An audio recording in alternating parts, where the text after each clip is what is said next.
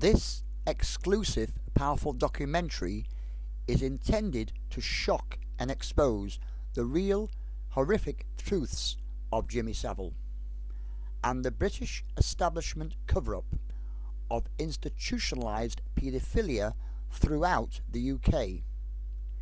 In conjunction with Pie and Mash Films, the award-winning documentary Filmmakers, which exposes the real truths without any cover-ups, so therefore showing and telling you the true reality behind the fog screen that the mainstream media generally do not show you on normal TV. You need to watch the full interview documentary and you will be horrified to learn the real truths.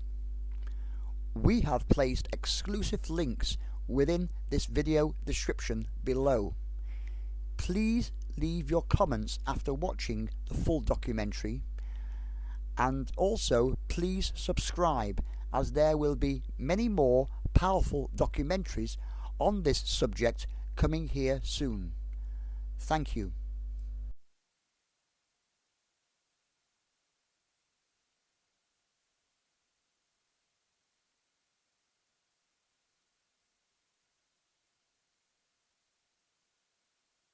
With me, Bill Maloney, and we're going to have a pretty serious debate this afternoon about what's happening in this country with regard to children. For those of you who don't know Bill, he's a well-established filmmaker. He's made some very, very hard-hitting videos to do with abuse of children, not only from a sexual or physical abuse nature, but what's been happening to children within the corrective establishment. Bill, you're a victim yourself, which you'll tell us a bit about in a minute. But what we're going to do is way of an introduction. We've got a very short little clip, which is from one of your films, but it's just talking about what you're about. So we'll hear that, and then we'll have a look at some of the film material that you've produced. Okay. We're going to talk a bit about yourself, and then we'll move on to looking at what's actually happening in UK. So let's see what comes up. Award-winning film director Bill Maloney has dedicated his skills to fight against institutional child abuse. His whole family were brought up and abused in the British care system. In this film, his intention is to allow the victims to speak for themselves in a working-class manner that represents his own culture. Bill's technique to comprise a bigger picture into the smaller frame that the public are often shown breathes life and thought-provoking images into the film that you are about to watch. The children are the future. God bless them all. So there we are. That was just a few words about us. The children are the future. Well, they are. God bless them all. Yeah, they are. The children are the future, Brian. I don't think we showed the actual clip there. That was just the... No, that was just the little sound introduction, because I think it was a very interesting statement as to... you know, with children are the future, and we are the keepers of this planet, the blue planet, and they are the future keepers of the planet. Yeah. Now, you know, when we've got a population in this country of about 68 million, and we've got a third of people that have been abused. Now, you're never going to have the beautiful world that we all keep talking about and dreaming about until we sort it out right at the beginning, and that is the children. And, you know, with the Jimmy Savile... Yeah, well, that's focused things, hasn't it? Jimmy Savile has really put a big rock in the pond at the moment. Big time. You know, we were talking about Jimmy Savile. We've been talking about Jimmy Savile for years. And there is a picture of Jimmy Savile at Haute de la Grande. I believe it's on David Icke's site. And there is a young blonde girl at the top of the picture, at the top of the pyramid of children that Jimmy Savile is sitting beneath. And that is my sister Diana, God rest her soul, who was killed, I believe, just after, 2 weeks after we released the film Sun, Sea and Satan to the national media and to the BBC broadcasting media, and she was found dead in her apartment, and the cause of death to this day, after nearly 4 years, is still cause of death unascertained. Right, and that film was about Jersey. That was about Jersey. That was about Haute de la Garenne on the island of Jersey, where we uncovered evidence that has never been disclosed by the BBC, though they are well aware of it. ITV, all the national newspapers, no one has ever mentioned St Saviour's Mental Institution. Now, St Saviour's Mental Institution was a 600-bed mental institution, which was literally a sort of a minute drive at 30 miles an hour from Haute de la Garenne. Now, children from Haute de la Garenne, when the visiting psychiatrist from St Saviour's Mental Institution used to visit Haute de la Garenne, he would warn them, you keep quiet about your allegations of child abuse, otherwise you will wind up in the nut house. Right. Now, I can't understand why St Saviour's was never investigated. Yeah. But the interesting thing about it, Brian, is what isn't put across by our national media is that 2 years before the investigation started proper at Haute de la Garenne, Haute de la Garenne was given a £2.1 million budget for renovation work. That's when they cleaned up. At the same time, 2 years before the investigation, St Saviour's Mental Institution was given an extension to it, even though it was closing down. Right. So they got rid of a lot of evidence there. And you know what my aim is to put people, the public, into this world which is so shocking it seems unreal and almost as if it's a movie, a film. It's like a film. Yeah. A movie. Yeah. But you know, when I first started making films, you know, like you say, I was an abuse victim. So by the time I was 20, I'd served 14 years in different institutions in this country, mainly sort of, you know, children's homes, young offenders institutions, Catholic institutions, etc. And my 7 siblings were all abused as well. My sisters, my brother Peter.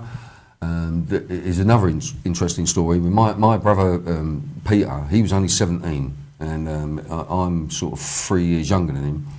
So he died, allegedly, he took an overdose and killed himself in a squat in Tunbridge Wells. But what never came out at the inquest was that my brother Peter was under the wing, under the arm of the Pilkingtons, the glass people. Right. Now, one of the Pilkingtons, he became a sir actually. He used to, well, what he said was that he used to like taking kids from the lower class areas, young, that were artists, Brian, and he would encourage them, etc., etc. Well, my brother Peter went on that route, and he came out as a heroin addict, and like I say, he was found dead. So the work, you know, that's what motivated me for the work, because my parents, who were Irish immigrants, they came over here in the 50s. My mother was abused in the Catholic institutions in Ireland. So was my father. When they came over here, social services took 8 children away from them. That's all of your family. That is all. That was all my family they took away. Right. And then you know, so it was horrific, and that's why I started making these films. So what was the first film you produced? Well, first of all, I started off in the short film industry because I had to learn my trade. You know. I started making short films. Those normally, my films are normally about 15 minutes. You know, most of the short films are only sort of 3 minutes, but I do go on a little bit. You know. Yeah. So I think I made 7 of those, and I won quite a few awards throughout Europe for the films. And then I was asked to be involved in the Football Factory, but I turned away from that. That was a proper. That was a drama. You know, after I started, it came out of the short films, because the short films lead you into doing your first feature. Right. When you do your first feature, you need a budget. So the Football Factory was to be a feature. The Football Factory was a feature, and the Football Factory made £35 million. So I made the right choice there, didn't I? I don't think. Yeah. Now, I turned that down because I'd made a film called Lunatic, and I took that to. They asked us if they could use it in the New York International Film and Video Festival. So we went out to New York to represent the film, and we won Best International Feature out there. But it was a drama. It's called Lunatic because it was about a guy whose life was revolved around the moon cycle, you know, because we're fluid, and when you think about the tides with the moon, etc., etc. And then I made another film called The Blunderers, which was about a recovering 50-year-old black crack cocaine addict from London, and a 50-year-old white recovering alcoholic, and they lived in a small hut on the beach on the Kent coast. And it was a comedy, you know, but it still had lots of social issues in it. And it was called The Blunderers because whatever these two guys done, they messed it up. Yeah. And then it was when I went to New York, actually, Brian, to represent the film Lunatic. That so when was this, just time-wise? Well, that was probably about 6 years ago, right, when I was out there. But then I started doing, when I was in New York, I went into Harlem. I went into Harlem one night, got a little bit drunk, and there was, all of a sudden, a mobility scooter was coming towards me. I was on Broadway, and I was making my way back down into Harlem, and a mobility scooter came towards me, and it was the biggest black guy I've ever seen in my life. And anyway, I got talking to him, as I do on the street. You know, I talk to people on the street a lot. And he said to me, "Hey Bill," he said, "do you want to come for a drink with me?" So I went for a drink with him, went into Harlem, and then decided after that night, by talking to this guy, I decided to go into documentary filmmaking. Right. Because I'd heard about what happened at Haute de la Garenne, and it triggered, and those of you that are victims out there, you understand triggers.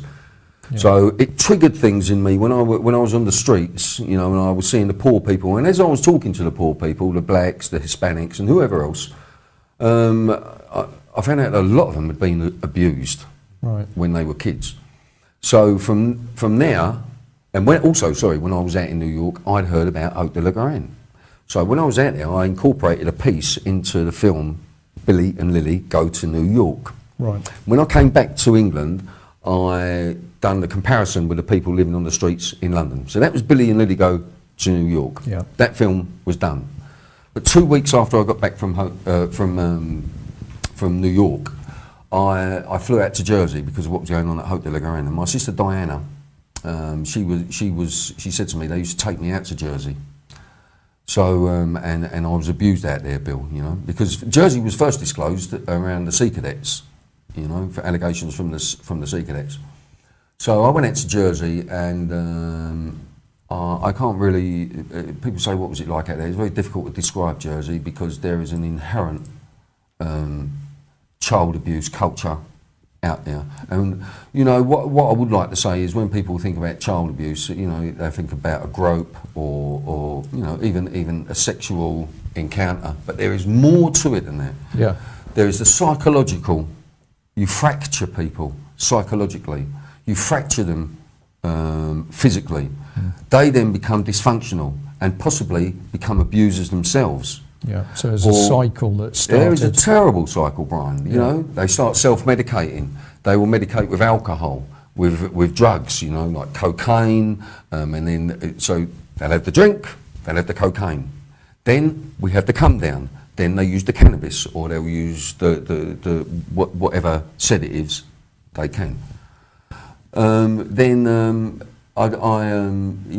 made this film, but the strange thing about this film, Sun, Sea and Satan, which I urge everyone to see, you know, the strange thing about that film was when my sister's inquest came up, on the very morning of her inquest, I had an email from the Jersey police asking for a copy of Sun, Sea and Satan, which I refused because I know they'd already seen it. Yeah. So you think this was a sort of message, a cocky message to you, was it? Well, it wasn't just that. It wasn't just that email. You know, if you can just hold on to the fact that it was my sister's inquest, and then I get this email asking for a copy of the film, and then I have a row with the coroner because she is protecting her assistant who gave us false information. Also there was a double-page article in the Irish World about Sun, Sea and Satan. So I thought this is a real coincidence, you know. Anyway, that inquest was adjourned because it really kicked off in there. There was so many discrepancies. And people, you can go onto Pie Mash Films and you can read my sister's timeline, and it will tell you exactly what happened.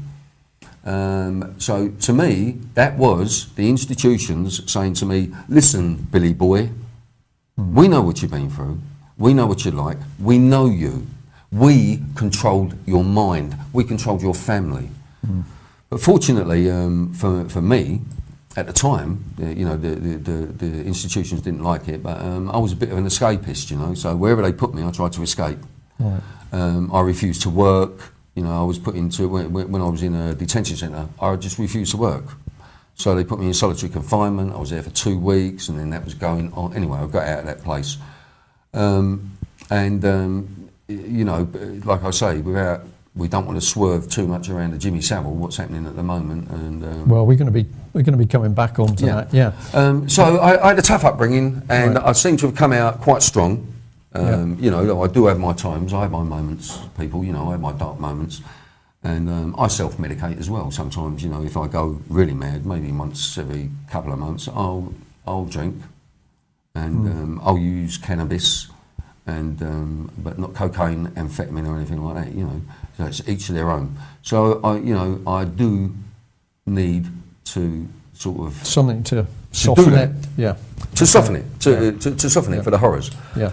So child abuse is not just about old men in dirty old coats, you know what I mean? We're now talking with Jimmy Savile. We're talking about politicians coming into the affray. We're talking about Secret Service people coming into the affray. There were Secret Service people going to Haute de la Garenne and politicians from other countries, and they were abusing children. And some of them were paying to murder children, babies, whatever they could get. The young girls who were there, a lot of them, if the guys would go there and they wanted to have sex with the young girls, they wouldn't want to wear a condom. So some of these girls would get pregnant as well. Again, the mental institution. We can say we know there are going to be viewers and listeners today who are going to find the topic we're talking about incredibly difficult to listen to, but this is the reality of what's going on, and of course it's an area which we consistently see that the mainstream press and media will not get into the depth of these issues. They won't get into the depth of the issues. Did you want to... Well, what I wanted to do is I'm just going to call up on the screen. We've got your home page from Pie and Mash Films.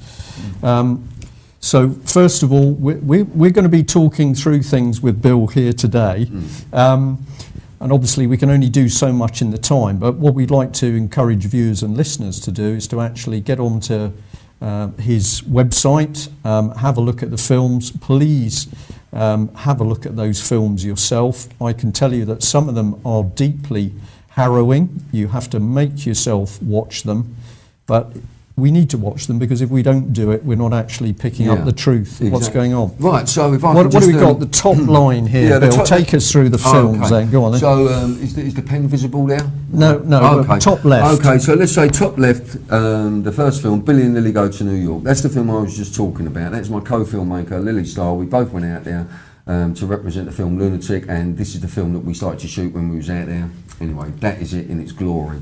The next one, The Blunderers, that was when I was a dramatic filmmaker. I wasn't involved in documentary, though this film, The Blunderers, still has lots of social issues in it.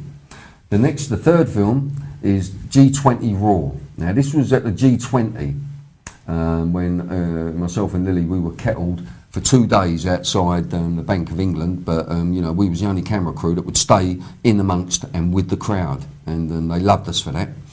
This is Lunatic. This was the gangster sort of film, Gangster Without a Gun, that I took out to New York. Then the next film, Sunsea and Satan. This is a horror documentary. This is about the goings-on at Haute de la Garenne Children's Home on the island of Jersey, and I think we're going to talk a little bit more about that. Yeah, we will, yeah. Now, the next one, Adam Rickwood and the Medomsley Heroes, is about a young guy. He was 14 years of age, and his nickname was Titch because he was so small.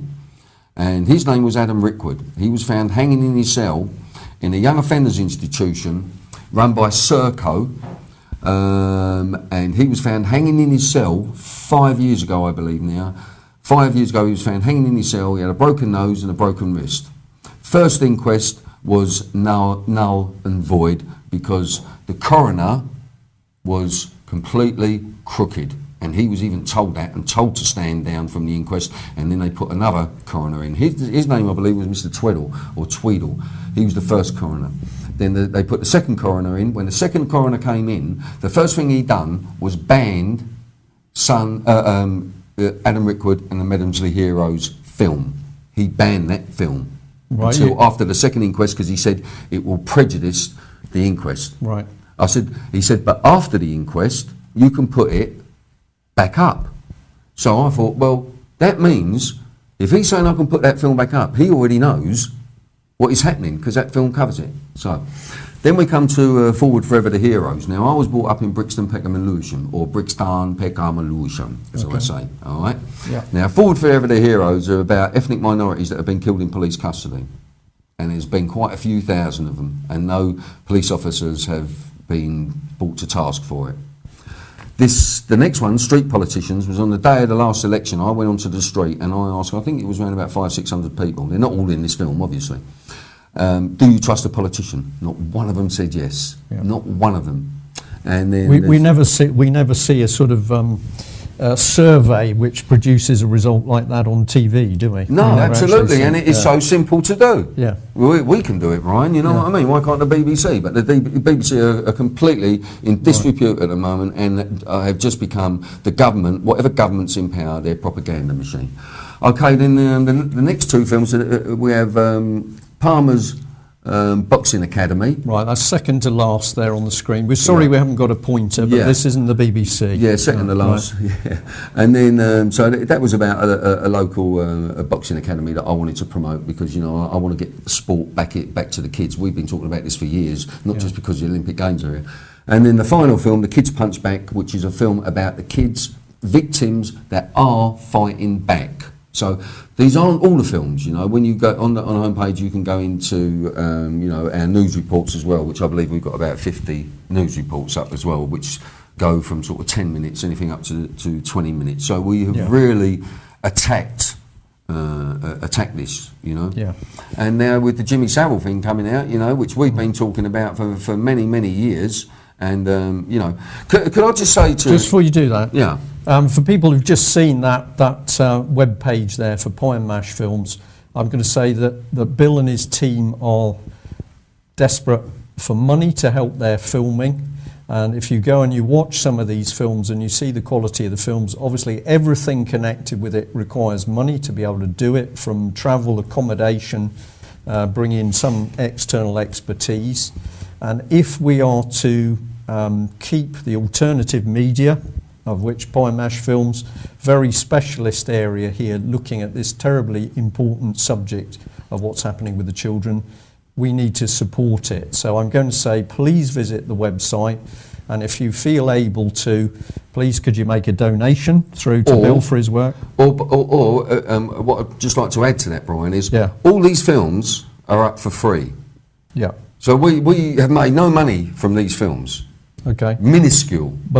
But the point is, the public, you can watch these for free, but you can also buy DVDs or you can make donations that will help us to continue with our work. Well, because we don't sell many DVDs because they're all up. But if you want to watch the film without buffing on the computer, etc., and a better quality, that would help us because we don't get any money at all. Yeah. Well, what I'll add to that is the fact that it's been Bill's work and actually meeting him at some rallies. I can't even remember how long ago it was I first met you, but basically for us coming into contact with Bill Maloney and his team has meant that basically we've started to really understand what this abuse thing is about. Yeah. I haven't enjoyed being told much of the material Bill's given me. As I say, it's unbelievably harrowing.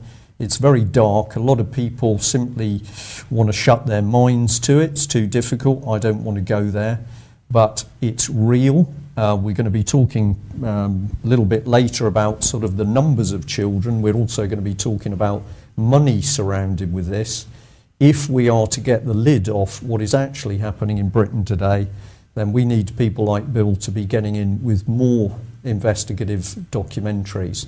So I'm allowed to say, Bill, you're the guest, or I'm allowed to say, UK Column Live is going to say, please, if you know somebody who's got a social conscience and they can actually do something generous to help what Bill's doing, please do, because we need to act, don't we? Children are the future. Yeah, the children are the future. Like we say, the future keepers of the planet.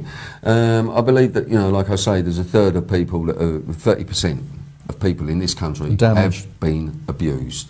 You're never going to get a stable society like that. Those people that are damaged, the majority of them, they come from the lower classes. They are the ones that suffer. They are the ones that are suffering with the austerity measures. As soon as the austerity measures start hitting Middle England, then they start doing something about it. Yeah. Now, one thing I am certain of is we need Middle England.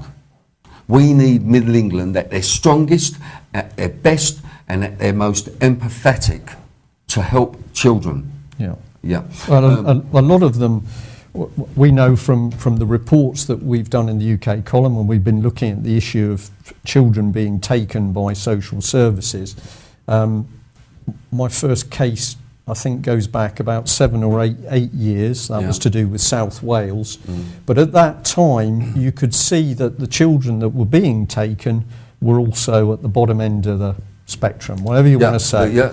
Now, what is clearly happening is that children are being taken not only from middle class families, they're being taken from wealthy professional people, including barristers, actually, some of them. And so whatever this regime is that's operating in the country, and we're going to be analysing it a bit as we carry on. Psychiatrists, police officers, secret services. Paedophiles aren't of a certain sort of just all the same, from the same cultures, the same backgrounds. Paedophilia, I think it was about 10 years ago, they said they may have found the paedophilic gene, but we haven't heard anything since then. Now, if paedophilia is caused by a gene, then you may feel for them a little bit. Bill, do you think that pornography on the internet is making a difference to the number of people who are abusing children sexually? Absolutely. Not just not just children. You know what I mean? It's like teenagers. I came across a person who she said to me that up by Crystal Palace, I can't say exactly where it is, but it's in South East London. There's a comprehensive school, and it's mainly black kids. And they have started having anal sex so that the girls can't get pregnant. Nice. But they, the human papillomavirus, which is responsible for 99.9% of all cancers of the cervix, now they've discovered, they've just recently, over the last 2 years, started giving the vaccination. Now they've discovered that it is also, because we carry it as a men, so it causes cancer of the throat, cancer of the anus, anywhere we go, if that makes sense. And yet we know, because it's absolutely blatant, that the sex education going on in schools at the moment is actually softening views and values. So we're promoting this activity amongst children. Absolutely. It's the images that are being passed from children, from phone to phone to phone to phone, you know what I mean? There is a real problem, a real serious problem. But I would like to stick with the institutions, and Jimmy Savile. And can we just call Jimmy up on screen if we give him the honour of calling him that? Well, this man is now just appearing everywhere, but of course you have been saying for years that this man is not. This man has been an abuser. Yeah, well, he has been an abuser, and I believe that Jimmy Savile has been complicit in the murder and the torture and the making of snuff movies of children. He's at Haute de la Garenne, for God's sake. Jimmy Savile was at Haute de la Garenne. He had associations with the Krays. Him and the Krays, this is Jimmy Savile as well, that was procuring children to then pass on to Ted Heath. Yeah. Edward Heath. Well, some people are going to be utterly shocked that we've now got mention of a politician, but if you talk to people who know, like yourself and other people, it's just common knowledge. It's common knowledge to many people. Yeah. So, but Jimmy Savile, he was a regular visitor to Haute de la Garenne, and what the national media seems to be trying to do is to sanitise this, to water it down by putting people up like Freddie Starr, Cliff Richard. It is not just those people. We have to start looking at people like Prince Andrew. Prince Andrew, one of his best friends, his name is Jeffrey Epstein. Now, Jeffrey Epstein is a billionaire financial dealer. Now, he's got a financial company, but if you want to invest in his company, you have to have $1 billion. Someone went to him with 750 million, and he told him to go away. Not enough. Not enough. It's got to be $1 billion. Right. Now, Jeffrey Epstein was put in prison for child abuse, images, etc. Yeah.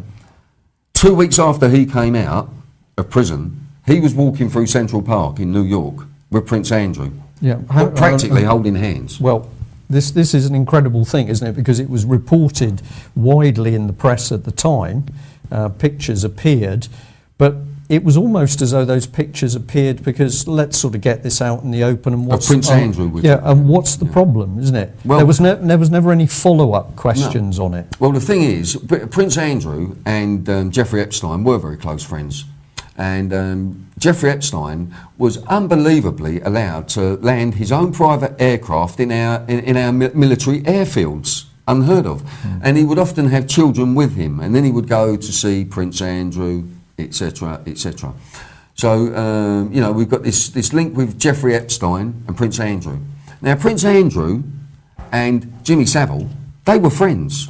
Well, because Jimmy Savile moved up to Glencore. Right. This man seems to have been friends with everybody. Yeah. Margaret Thatcher. How do you explain the fact that I've came across information that Jimmy Savile spent 10 consecutive Christmases with Margaret Thatcher.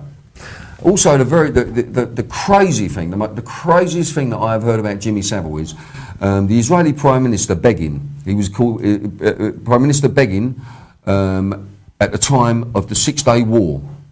So Israel had the 6-Day War, and then Jimmy Savile was friends with Begin. Now, Jimmy Savile said something to Begin, and Begin said to him, I want you to come over here, Jimmy, I want you to come to Israel, I want you to come into a cabinet meeting with me, and I want you to tell the cabinet what you just told me. Anyway, Jimmy goes over there, goes into the cabinet meeting, Begin says, this is Jimmy Savile, Jimmy, tell him what you told me. Jimmy said, you won the war, you won the land, you gave back the land. You won the only oil well in the country, you gave it back. You don't know what it is to be Jewish anymore. That is what he said. Then he was, after that, regularly going out to cabinet meetings with the Israeli Prime Minister, and he was given a medal for services rendered. Jimmy Savile, this is the most important thing actually, because Jimmy Savile, he was a disc jockey. Now, Jimmy Savile had a say in what was happening in Palestine and the Middle East. That is absolutely crazy. Now, if you also look at the brutality of the war in Iraq, for 14 years before that war started, we put sanctions against Iraq, and 2 million children died. 2 million children died because of all of us. Yeah. We allowed it, Brian. Right. And that's what we need to say to people. Feel guilty, feel ashamed, feel like you haven't done anything, because we haven't done anything. You know, if a kid's got a black face, is it easier to kill a kid with a black face than it is to kill a kid with a white face? Right, so your point, no, it's okay. Your point over this man is that he's the centre of something much bigger. Massive. Now, I've also found out that Jimmy Savile was a necrophiliac. Right. Now, for those of you that don't know, where is the camera? Is it straight in front of me? Straight in front of me. Okay. Yeah. Well, some of you may not realise is that necrophilia, that is having sex with dead bodies. And Jimmy Savile would often go to morticians and offer them money to give him the keys for the morgue so that he could go in and do what he wanted to these dead bodies. Now, Jimmy Savile lived in a penthouse suite in just on the edge of a park called Roundhay Park, one of the biggest parks in Europe, and this is in Leeds. Now, Peter Sutcliffe, the Yorkshire Ripper, he killed a woman in that park. Right. He tried to kill another woman, a black woman, but she escaped. Now, we then discovered that Peter Sutcliffe was a necrophiliac himself. He wound up in Broadmoor under Jimmy Savile's wing with Ronnie Cray. But as far as also another strange story was that Peter Sutcliffe said he was attacking someone at one night, and he heard voices, and Jimmy Savile was one of those voices. Yeah. Now, Peter Sutcliffe, he was a necrophiliac. He worked as a mortuary assistant for quite a while. What is that connection there? That is what I'm interested in. When you say we, Bill, I know you're working with a team of people. Yeah. You say as much as you want to say or not. Yeah. But the team that you're working with now includes police or ex-police who are interested in this. Well, I don't work with any ex-police officers. Right. I work with serving police officers. Right. And you know, because there's so many police officers, they feel like they're being tainted with this brush of allowing paedophilia. Now, this is an extremely interesting point, because about a year ago I was in a location. It was, I would say, connected with government. I can't give that location at the moment, but the people there included police who were talking about their experiences with having investigated child abuse.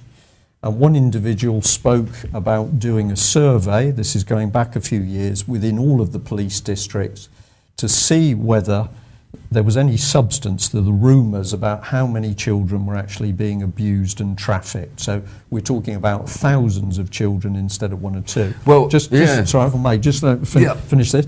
And what actually transpired out of that is that the police officer, now retired, was asked by a senior member in the audience, well, what happened to your report? You did this work with another colleague.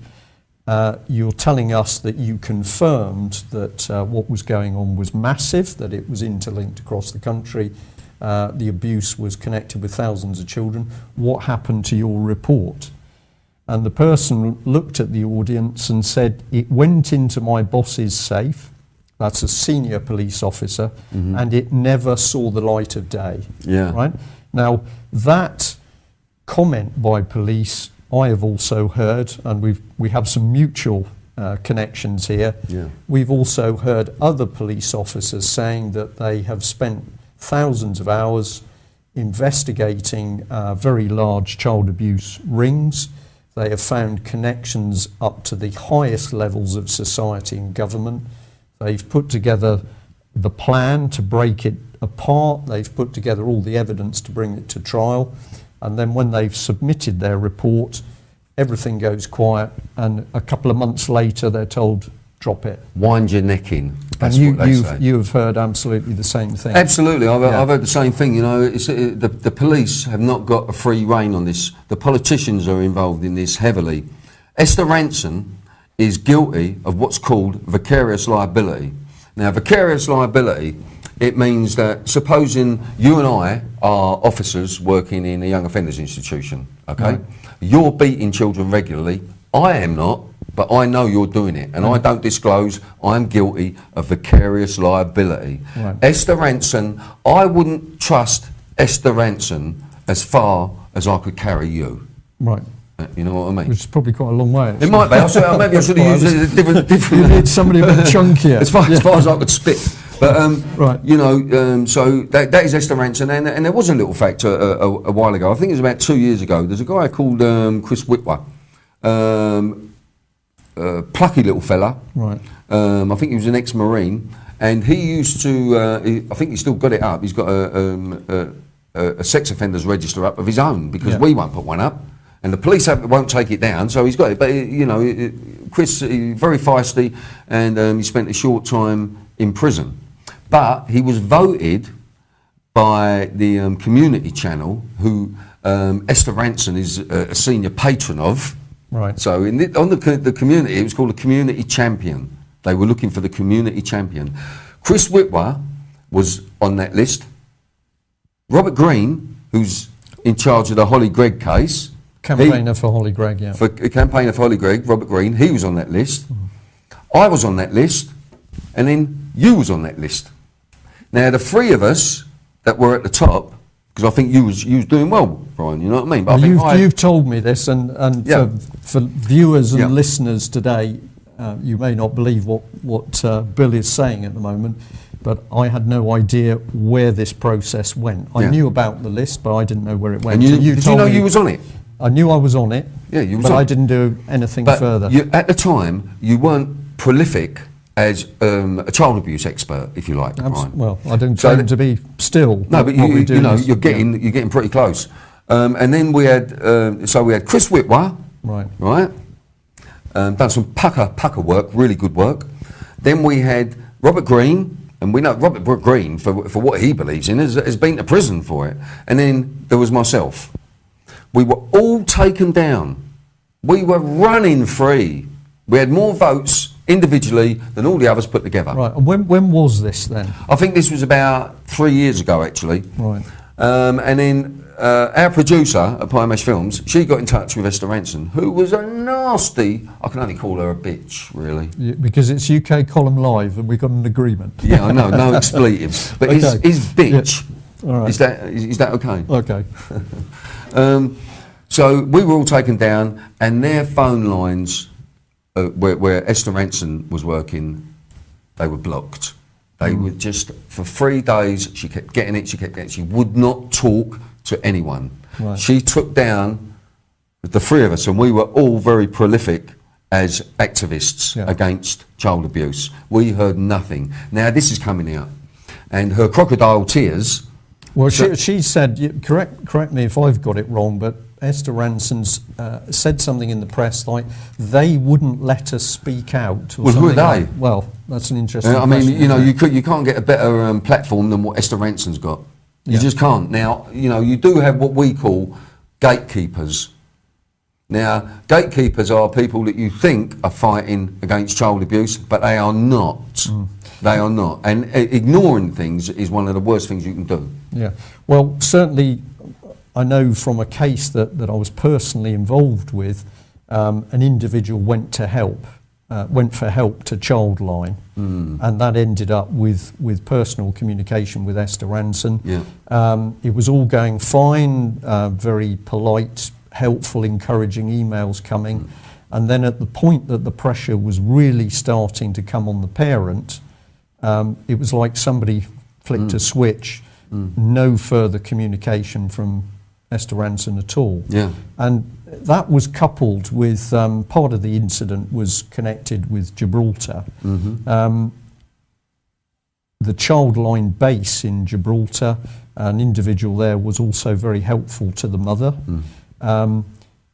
Did a lot, in fact, for the mother at one point, very difficult time. But then the next minute, that person, I understand, has left Gibraltar. Yeah. So you know, you're talking about going abroad as well. You know, it's like I saw some crazy figures about Cambodia. Now, tourists go out there for sex, and in the figures it says 80% of the children, the street children in Cambodia, had been approached for sex by tourists. Yeah, because there's millions of tourists. Yeah, and you know, they're saying, why is this prolific in the third world? I think that's obvious, isn't it? It is obvious. They don't have the infrastructure to deal with it. We have the infrastructure to deal with it. But a couple of weeks ago, I was talking to some police officers at Peckham Police Station, and they said to me, what would you do about this, Bill? I said, well, you've got to hit it very strong, because we're talking about, you know, from all the forces, all the armed forces, paedophile rings. We're talking about our government's paedophile rings. Yeah. Everywhere you look, paedophile rings, paedophile rings. So what I believe should happen is an amnesty should be offered and to all paedophiles that come forward and expose the rings that they have been working with. Right. This will cause mayhem for the paedophiles. It will cause mayhem. So, because what you've got to imagine, say you've got 100 people in a paedophile ring, okay? And this comes out. If you disclose, you're going to get amnesty. You can walk away. Yeah, you still have to be sort of monitored and so somebody who's been drawn into this, they've done something, they've actually still got a conscience. Exactly, and they've got a conscience. There are paedophiles that do commit suicide. Yeah. When they get older, they commit suicide. So it is not a safe thing to be doing anyway, if you want to look at it like that. But if we offer an amnesty to paedophiles, suppose you, like I say, you've got a paedophilic ring that is institution, some kind of institution, and there's 100 in it, 200 or 300. Yeah. Everyone's going to be watching. Yeah. They're going to say, who is the one that is going to come forward and disclose? Because that person is going to walk away. And someone is going to do it. You bet your life someone's going to do it. So that would cause mayhem. That is like a terror tactics used against paedophiles. And I think that must happen, and I think that all of you, if you can get your members of parliament and get someone, let's get someone strong that can push this through. Offer paedophiles amnesty for exposing all the other paedophiles.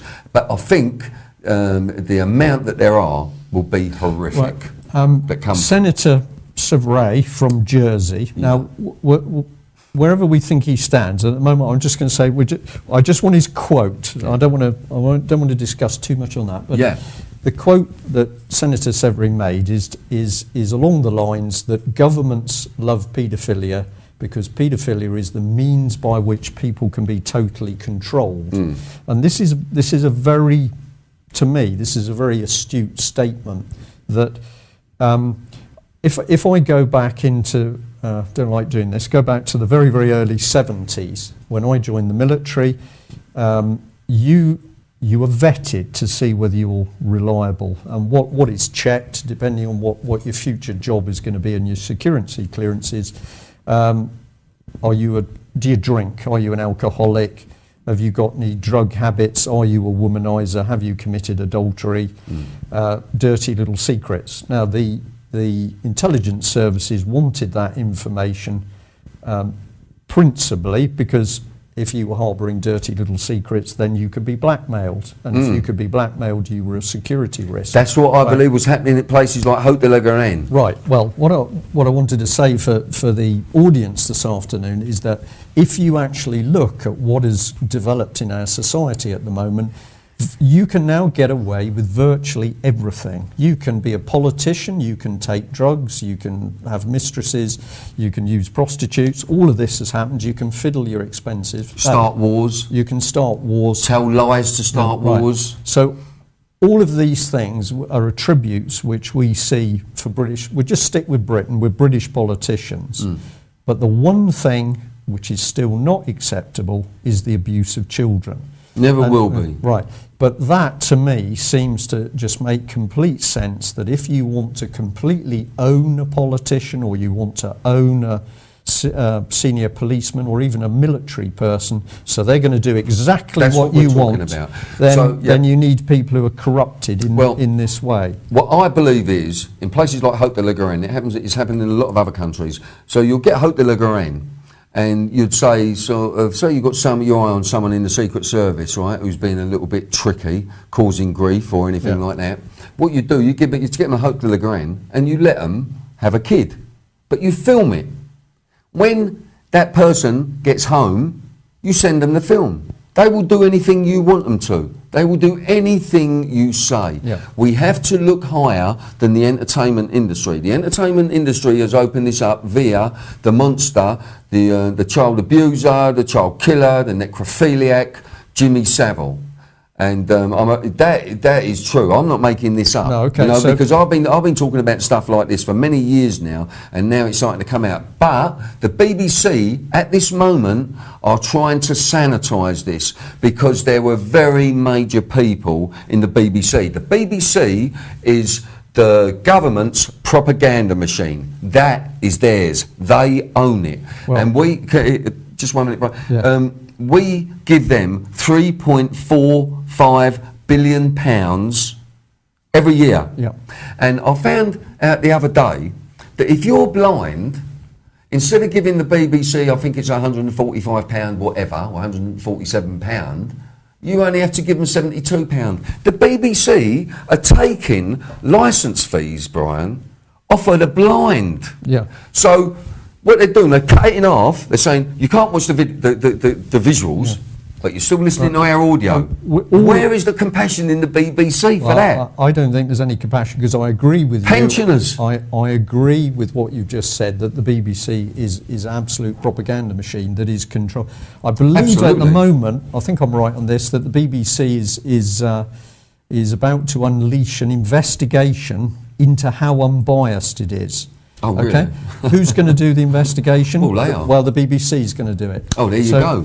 But all of the And who's paying their wages? Well, and who's paying for the we investigation? We are. Right. And they say that they just don't advertise, so it keeps them like more independent or whatever. They should advertise. Have you ever had an approach from the BBC to sort of do a documentary or research into what you're talking about? Yeah, well, you know, when I was in the dramatic film business, I suppose you could call it, you know, when I was also become involved in the Football Factory and many other Brit flicks. The BBC, you know, I've done a few interviews with the Right. BBC, you know, but then I stopped doing interviews for the BBC because of the editing process.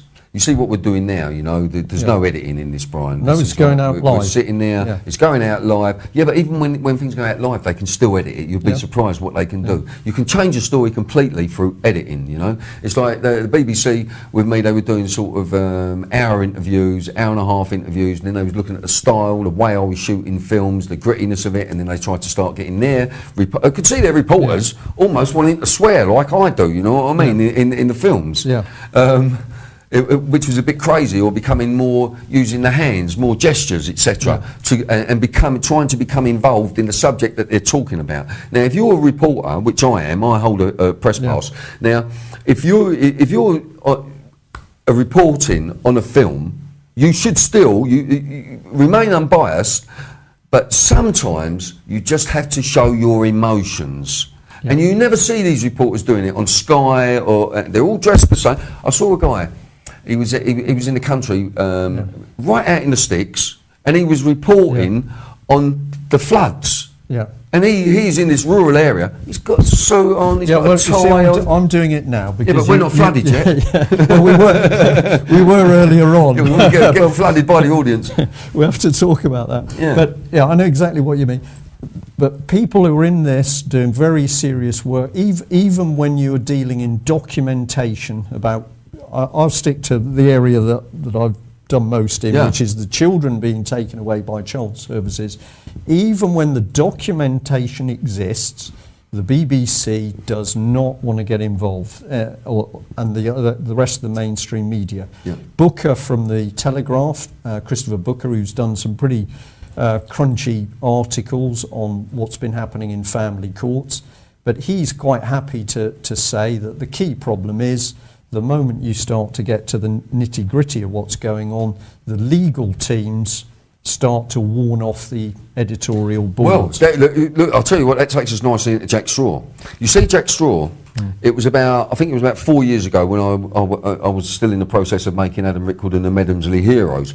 But about 4 years ago, he made it so that any child that is abused in care, it was illegal for that child to put that story into the public domain. Of course that was Jack Straw. Can I just finish this? Go on, yeah. And while Jack Straw was given the job of overhauling the sex offenders register, his own brother William was on it for 2 counts. Yeah. Well, we did a little bit of work on this before the show, so I'm just going to call up a slide here for the man himself. So this was an article from the Guardian, which we reported the other day. where he's been accused of misleading MPs over torture of Libyan dissidents. Yeah. And the reason I thought I'd bring it up into this discussion is because this is a different subject in relation to Mr. Straw, but of course what it's saying is he's not telling the truth. Yeah. It's very clear. But he can't. It's very difficult to tell the truth, Brian, when you don't know how to tell the truth. Okay. Well, and we've got here that former Foreign Secretary named in legal documents concerning Gaddafi opponents held on MI6 tip-offs. And this were people who were basically tortured. And the headline from The Guardian, well, misleading is the same as fiddling, isn't it? Fiddle expenses, that's stealing to most people. Well, misleading to most people is lying, but they're not going to print that. But you know, this is the man. He tries to come across as squeaky clean, but of course, if we get into his history, there was some pretty dodgy stuff when he was a young student. He's got extreme political views, but we're going to focus on what you've mentioned there, which is this is a change in legislation. I'll read it just for the people listening as opposed to viewing. But as of April 2009, because of a change in legislation being introduced by Jack Straw, the Justice Secretary, the media will no longer be able to identify those involved in cases such as the Websters. Now, the Webster case is a child court case, family court case. And then this absolutely blatant statement, so it continues, it will also be illegal for any children currently in care to speak out, even if they feel they're being mistreated. I know, it sends a shiver up your spine. Well, that's Jack Straw, people. What human being would want Tony to Blair's make it? Friend. What human being would want to make it more difficult for young people to speak out if they're being? Surely the legislation should be to make it easier for them to speak out, isn't it? What this man done is abnormal to decent human beings. Yeah. He should never have been allowed. Also, I think his son was caught dealing drugs as well. And his brother William was on the sex offenders register for, assaulting. One was a violent attack on 2 girls, his brother William. Right. Now, this man should never have been given a job because he had a vested interest. Or was he given the job because of the man he is? This is the question which I'm becoming interested in. This is what it is. He's been pushed up front. You see, the paedophiles, especially that are within the institutions, there's a lot of Masonic goings on, you know. You know, the cults we were talking about, you know, like Freemasonry and oaths that they take. Secrecy is what you're getting at. Secrecy, yeah. And the sexuality, sorry, I have to, the table's sort of rocking, the sexuality of children. It's like, I often think of like all the men and women in prisons, sexuality. What do they do? Right, so you've got to talk about masturbation. Then, if you look in all the armed forces, the men and women that are in the armed forces, no sex, masturbation again. Sexual desire is a very, very powerful human phenomenon. Yeah. And what do they do? So, sorry, Brian. So then, if we look at the Catholic Church and the celibacy with the nuns and the priests, you know, I say it quite a lot actually. It was a nun that taught me how to fly. She grabbed me by the ear. I was only 4, and she said, "Come on, I'm going to teach you how to fly." Took me in a room, started throwing me around the room. For 3 years, I was in Mill Hill, North London, in a place called St Vincent's, and it was an orphanage. I was beaten on my bare backside every single night by the same nun with the hard side of a hairbrush, and all the other nuns were at it. And a novice young actually tried to abuse me when she was lifting me out of the bath as well. But someone came in. I want to just stay on Mr. Straw at the moment. We've actually got 2 clips. The first one, so that's the second clip, Mike, please, if we can manage that one. This is just to get people's minds into the frame of the sort of environment that we're talking about for children. So it's the film clip of the youngsters being put into the cells, which is from your film. Yeah. So we just see that, and then we've got a little bit of audio of Mr. Straw talking about this business of children being stopped from speaking out. So if we can just play the first one, Mike, if you're happy with that. Hear a lot of people saying something, but you don't know where they've been, and it ain't worth asking. Only your baby young, you're too young, you're too young, too young, too young to sing the blues, too young, too young. Right, now that's that clip when I first saw it. Yeah. Of course, what is instantly in your mind is what did those two heavyweights do when they went back to the cell where they put the first boy? Yeah. Now that is an that is still a regular occurrence. There are still young offenders in institutions that are being strip searched in front of all the other young offenders in the hallways. They're still using really dangerous restraints against the kids. That's what happened with Adam Rickwood, when he was in Hassockfield. Yeah. Now they used on that young lad. They used a thing called nose distraction technique, NDT. That's what they call it. And if viewers do not know what NDT is, it's punching somebody on the nose, effectively. Well, more or less, it is designed for pain. Right. It is like a push hard to the nose, a blow to the nose, and also the wrist locks as well. Right. I think there was one institution we investigated and there was something like 30 broken wrists, visits to hospital in 1 year. Yeah. But it just seems to be okay for us that we can leave, because these people are behind bars, we don't see them and they're hidden, that we can, they're not in our minds, But you have to go to the place when when I was in care, and the rest of my family forced into care, and family alienation is practiced. Like I've got brothers. One of my brothers, he sounds like Prince Charles the way he talks. My brother James, you know what I mean. So we got like upper class accents, middle class accents, and lower class accents through my family. It is crazy to see us all sitting together. Those of us that have made it and are still alive. Yeah. What's next? Well, just on the subject. So this lad basically had a broken nose, a broken wrist, and a broken wrist, which tends to suggest that there was excessive force used in the nose distraction technique. His wrist, and then he could still manage to hang himself. Well, this is where we started it. His cell was covered in blood. He was made to clean up his own blood, Brian. Right. This kid. Then apparently on the curtain rail, he has tried a ligature out of his laces. He's cut his laces into 8 different pieces, right? When he was on suicide watch. When someone's on suicide watch, you don't put them in a cell with their laces. You take their laces, you take their belt, anything that they can self-harm with. That is what suicide watch is. So apparently, somehow, he's got his lace that he's cut into 8 pieces. He's tied a ligature around his neck. He's got a piece of sticky tape, surgical sticky tape from somewhere, wrapped it around the end of the rail, first putting the ligature... With a broken wrist. With the broken wrist and the nose, put this over the rail, and then hung himself. Now, it's like, what you've got to understand is, when in the old days, when we used to have hanging in this country, it wasn't to choke, to garrote, it was to break the neck. It was a very quick death, and then you make a mess. Okay. So Adam Rickwood choked to death. He never broke his neck. How long was he there for, Adam Rickwood? And I met this when I made Adam Rickwood and the Medomsley Heroes.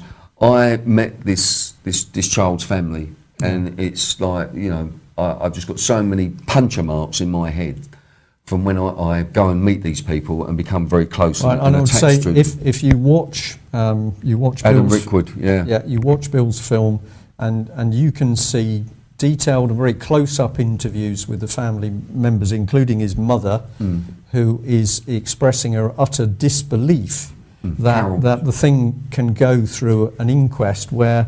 Well, she was still in shock, Brian. I mean, that was when we made the film. It was 4 years after, and she was waiting for the second inquest to come along. But this place that he was killed in, Hassockfield, the reason the film is called Adam Rickwood and the Medomsley Heroes is Adam Rickwood brought it up to date, right? Yeah. Saying that we're still doing it because the place was originally called Medomsley. Yeah. Now, the prolific paedophile, Neville Husband, was operating there, right? Now, Neville Husband, he was having sex with the kids. He was buggering them. He was doing, and he was in charge of the kitchens.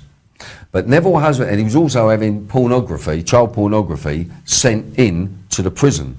Now, when he was working as a guard in the Young Offenders Institution, which was then called Medomsley, that's why the Medomsley heroes are guys that are up to about 47, 50 years of age. Right. They took the Home Office to court.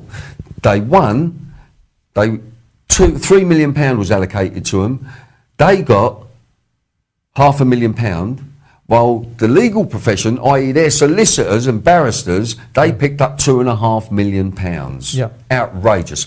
So giving some of these guys, they weren't given life-changing amounts of money, which what they should have been given. They were given like £40,000, £50,000 top whack. You might as well give them a gun, because most of them are self-medicating. They've got problems with alcohol, drugs, etc. Yeah, but the point you're making is that more money went to the legal teams than to that's to a the strong victims point. Themselves. That's a strong point on that one. We have another person who has exposed this abuse in a very black and white way is Teresa Cooper. Teresa Cooper. Her book Pinned Down. So if you want to read about abuse, which has been covered up by the church, Teresa Cooper's book, Pinned Down, is I think Teresa was really, I haven't read the book, but what I've heard about it is that she's really focusing on the use of drugs against children. Absolutely. It's like some of our children that are hyperactive now, we're giving them a drug called Ritalin. Yeah. Now Ritalin, the police officers I talk to, they say, well, that is cocaine to us, Bill. It's almost exactly the same makeup as cocaine. Now, a kid who's like this, you know, you don't want to give him cocaine, do you? Well, some of the girls in the unit she were in were drugged unconscious for days at a time. Yeah. But could I just go? I know there's something else that I need to say about Medomsley. You know. Yeah. So this guy, when some of these guys were being abused in Medomsley, which was like up to, I suppose, the 80s, early 80s, and then it went into Hassockfield. A lot of these guys, ligatures were used on them. Now, one of them, called Kevin Young, Neville Husband had him in his house, in Neville Husband's house, took him out of the institution and brought him to his own house. And he knew that the governor at the time, his name was James Miller Reid. Now, James Miller Reid, he was buggering Kevin Young while Neville Husband was turning the ligature and he was going in and out of consciousness. And he knew it was James Miller Reid because he was the only person, down the bottom of the blindfold, he could see his brown brogues. He was the only one who had brown brogues in the institution, Brian. So... but the strange thing was, when the investigation started, James Miller Reid was found dead in an orchard near Canterbury in Kent. Right. There's a lot of people dying. Jimmy Savile. When Jimmy Savile made that documentary with Louis Theroux, and all the people in Jimmy Savile's paedophilic ring, including royals, they were terrified. What are you doing, Jimmy? What on earth are you... Why did he make the documentary? He didn't have to make the documentary. But he made the documentary, and I don't believe that Jimmy Savile died of natural causes. I don't think James Miller Reid died of natural causes. I don't think that David Kelly died of natural causes. No. So, you know, and it's not just these people. There's lots of people that I find that have been getting ready to blow a whistle, and mysteriously they die. I think there's one guy with Kevin Annett, you know, the guy who's. Well, fighting. we're going to show a little bit on Kevin. I've just got an eye on the time here because we've got 19 minutes to go. Wow. We've just come back. If I ask Mike just to put Mr. Straw back up on the screen, because I'm just going to read that little last bit of that quote again. So, Mr. Straw. He made it illegal for any children currently in care to speak out, even if they feel they're being maltreated. So against the background of what you're telling us, Bill, harrowing information about what's happening for children, this man is saying... Sorry, where was that quote from? Actually, it was from a newspaper, The Independent, but they wrote an article in which Yeah, they were quite outspoken in saying this is incredible. It's like you say, that's what Jack Straw says. It would also be illegal for any children currently in care to speak out, even if they feel they are being maltreated. Now, abused. you have got audio of Mr. Straw being asked about this, haven't you? I think the film footage speaks for itself, Brian. Well, if Mike can manage, it's movie clip 3, I think. Yesterday, I was in the cab. I picked up a film. Was it a proper one? A proper cab, yeah. I was in my cab working, and I had a guy in the cab, and he's a very independent. Bill Maloney's name. He makes little independent films and stuff.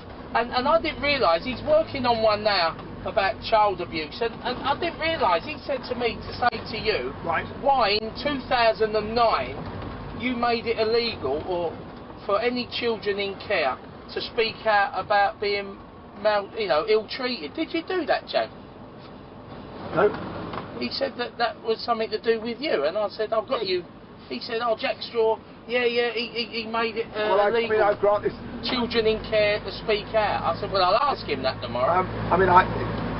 One gets involved in so much that occasionally you have memory lapse, but I think I remember that. I don't remember. I mean, it's not. Amongst other things, it's not my area of responsibility. I mean, actually, I don't know where it's coming from, because one of the things I've been doing is to try and open up the family courts where a lot of these issues get argued about, and so that people, the press would not be able to report the names of the kids or therefore their parents, but they would be able to say, well, this is a really odd decision, and I've had, frankly, a very big fight with some of the people in the family courts and the children's organisations who want family justice, so-called, to remain a secret garden. So you can say to him that I don't know what he's talking about, but Well, I think what we missed at the beginning of the clip was the explanation. What the audience don't realise is that guy, the black cab driver who Jack Straw blatantly lied to, was a friend of mine.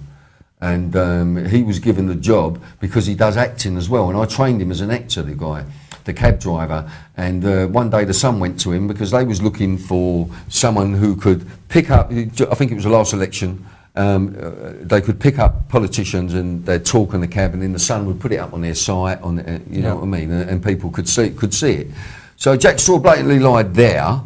So that is what happened, and he didn't expect that, but you can see how easily the man lies. He is an outrageous liar, and I think that Jack Straw should be behind bars. Well, okay, so we're saying to the audience today, just think about, we're not providing the absolute answer to this thing, but we're asking the question. Well, we haven't got time. Well, we can have another go, I hope. Yeah. We're going to say, what is this man trying to achieve by stopping children speaking out? Is the agenda from running secret family courts, and they are secret, there's no jury, there's no press. We've even got a mother who's had her 2 boys taken away from her, who is now not allowed to even mention the names of her 2 boys. She can only show them by holding up her wrists, because she's got the names of the 2 children on her wrists. So it seems if you apply common sense, which is a pretty reasonable thing to do, if you apply common sense, surely we must be saying that the only reason you would want to stop children speaking out if they claim or allege they're being abused is to cover up what's going on. Is to cover up the evidence and not to put the perpetrators, the institutional perpetrators, into the dock where they should be. And these sentences, the tariff has got to go up. But of course we haven't got clean courts at the moment, because we also know I don't believe we've ever had a clean court. Absolutely. We've certainly got judges who have themselves been put in prison for being paedophiles or abuse or sexual abuse. Not too many though. Not too many. But if we have a look at another politician, and the lady concerned is Harriet Harman. Here she is. She's, of course, looking very clean and smart and upper middle class. Do you think? She's not quite upper class, I don't think. Well, I don't know, Brian. I just think bitch. Well, here is the woman. And if we dig back into her history, we find that when she was originally connected with the National Council for Civil Liberties, which is the forerunner of Liberty, the organisation, she was lobbying for the rules on pornographic photos of children to be relaxed. And if I show this in a bit more detail, here she is looking a little bit chubbier and younger, of course, and I'll just read what was going out. In NCCL's official response to the government's plans to reform sex laws, dubbed Lolita's Charter, it suggested reducing the age of consent and argued that childhood sexual experiences willingly engaged in with an adult result in no identifiable damage. It claimed that children can suffer more from having to retell their experiences in the court or the press. And then in an official NCCL response, which was signed by the then Miss Harman, that was a response to the Protection of Children Bill, it was claimed that the new law could lead to damaging and absurd prosecutions and increase censorship. She suggested that a pornographic photo or film of a child should not be considered indecent unless it could be shown that the subject had suffered, and that prosecutors would have to prove harm rather than defendants having to justify themselves. And at the time that this lady made this remarkable statement... Evil statement, Brian, I think. I totally agree with you. That is evil. Absolutely. And we've got, well, okay, the images come off there, but at that time, the National Council for Civil Liberties was directly linked into an organisation called PI, the Paedophile Information Exchange, and it was also linked into PAL, Paedophile Action for Liberty. So we just ask a question here. We've got one, they happen to be Labour MPs, but we'll talk about that in a minute. We've got one Labour MP who's quietly bringing in a law so it's stopping children who are being abused speaking out. A classic example with that going on at the moment is Oxford and Cherwell Valley College, where none of the Oxfordshire Safeguarding Board have actually dealt with evidence of abuse within the college. So one man is denying children the opportunity of speaking out, and then here we've got a lady who is actually pushing to make it easier to take pornographic pictures of children. Well, there you go. I mean, you know... do they not think like ordinary people? What do you think is going on? What we have to do is, first of all, when you look at young offenders institutions, it is Her Majesty's Young Offenders Institution. Right. Prisons, Her Majesty's Prison, HMP. Now, Lancaster Prison, for example, was built purely to give money to the Crown. We've got Prince Andrew messing about with one of the most prolific child traffickers, richest anyway, i.e. Jeffrey Epstein.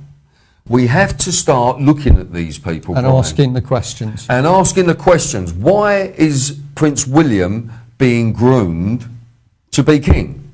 I mean, Prince William, I'll tell you what he has had, the Order of the Garter. And his job, he went straight into the city and he was interested in money. Yeah. That's what he was doing. We have Charles, we have serious allegations against. I don't like calling them princes. I don't like princes. Well, we're just going to play the game in this. Yeah, program. well, we're playing the game in this one. You know, the knighting of someone, Sir Jimmy Savile. I mean, why?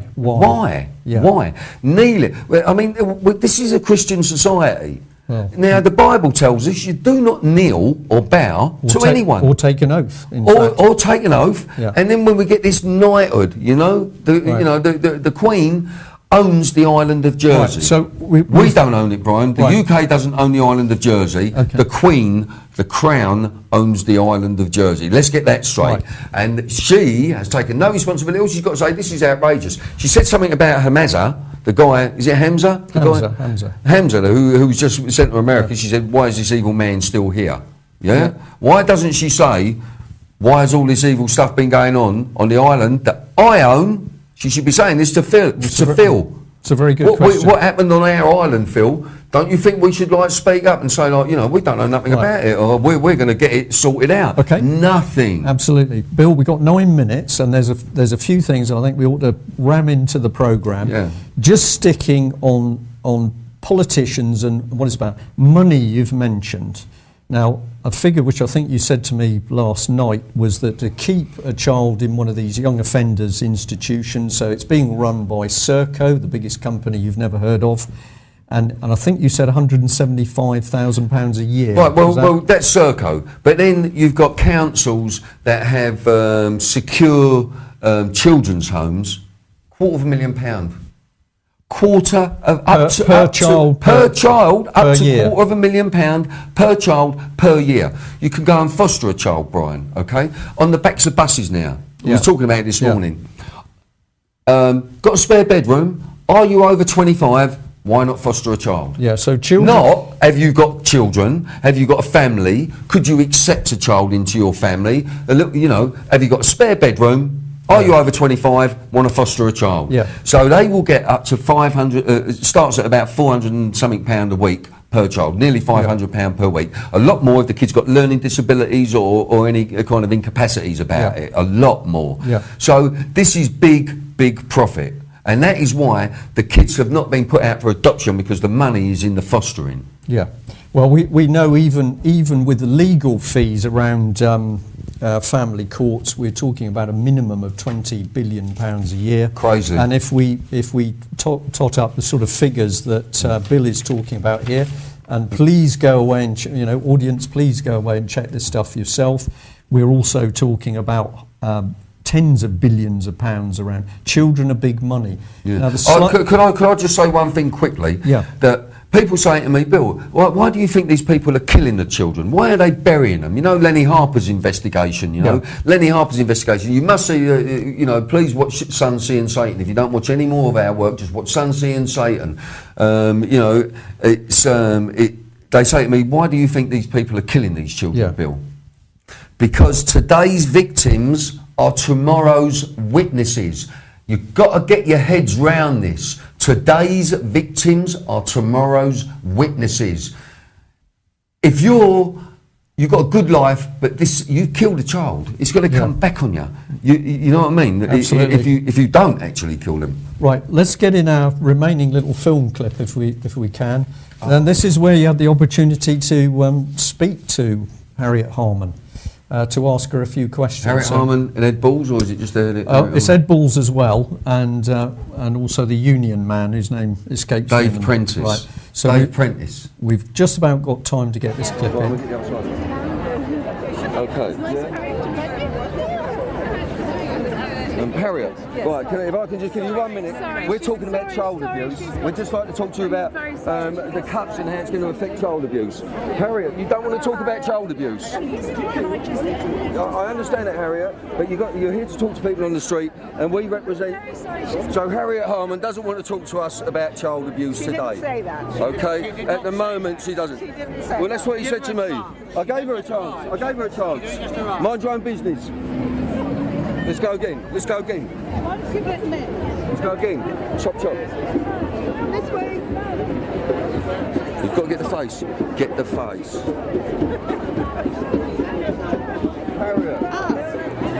Harriet. That's common assault. You'll get arrested for that. I'm a woman. I know it's a woman's right. Sorry. Harriet, get on me. Harriet, I need to push you on this. Harriet, why won't you talk to us about child abuse, Harriet?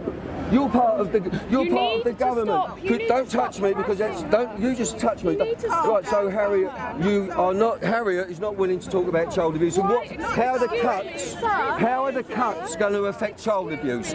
How are the cuts going to affect child abuse, Harriet? Harriet, how are the cuts? How are the cuts going to affect child abuse, Harriet? I'm very sorry, she's talking to people who've come here from... So Harriet's gone to the police officer here, and we do carry a press pass, and Harriet Harman does not today wish to talk to us about child abuse. Okay? Thank you very much. Thank you, officer. Right. That was Harriet Harman. She didn't want to talk to us about child abuse, and I think I know why. In 1978, when she became a solicitor, she urged the ministers to make it legal for people to be allowed to take sexually explicit images of children and she wanted that to be made legal as long as the children in the images hadn't been harmed or abused. So that's Harriet Harman. Harriet Harman was in favour of making sexually explicit images of children, and she urged ministers to do that. So maybe that's why Harriet Harman didn't want to talk to us about child abuse. Thank you very much.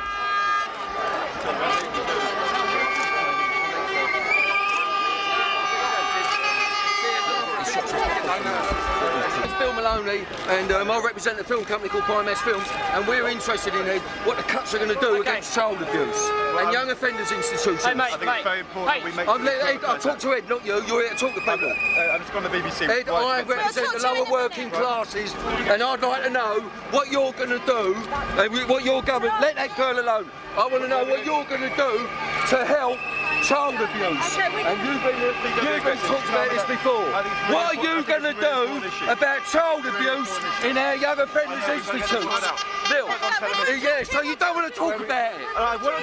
Well, talk to me about it. Let go. Let go. What are you going to do about institutional child abuse operating in this? There you go. Yeah, there you go. Well, so they don't want to talk about this subject. They don't want to talk at all. No, they don't. Right, we've got a couple of minutes, just a couple of quick slides to put up. This one turns me cold. We now know what's been going on in the BBC, and this is the BBC a few years ago, where the BBC were advertising children for adoption. They had a magazine called Families Wanted. I have a copy of that magazine. You open it, children being advertised like puppies or iPods. Yeah. Where are these? Where have they come from? Have they been willingly given up? So that's one. The second one is that we know that the BBC is highly selective. It doesn't want to get involved with the Holly Gregg case. Down syndrome girl abused. The BBC doesn't want to get involved. Once again, institutions. Right, and here is Kevin Annett, a pastor who's been warning about the abuse of children in Canada, but with links back to Britain. He's now been banned from Britain. And links to the Crown as well. Our Queen and Prince Philip going out to Canada and taking 10 children from the smart class of a school, and those kids never been seen again, and made to kiss our Queen's feet. Those are in Kevin Annett's documentary. Bill, I'm going to thank you for coming on the programme. It's been a pleasure. What are we going to say people need to do about this? You have to you need to get to your MPs, and you need to tell them that you want an amnesty.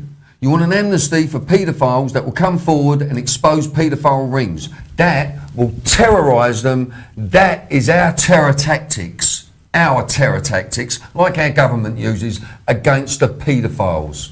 Okay, and I think we're going to leave viewers and listeners with a simple comment that it's becoming obvious that in Britain in 2012 the paedophile rings aren't low-level paedophile rings. They are being supported and controlled and facilitated through the highest level of government and the establishment.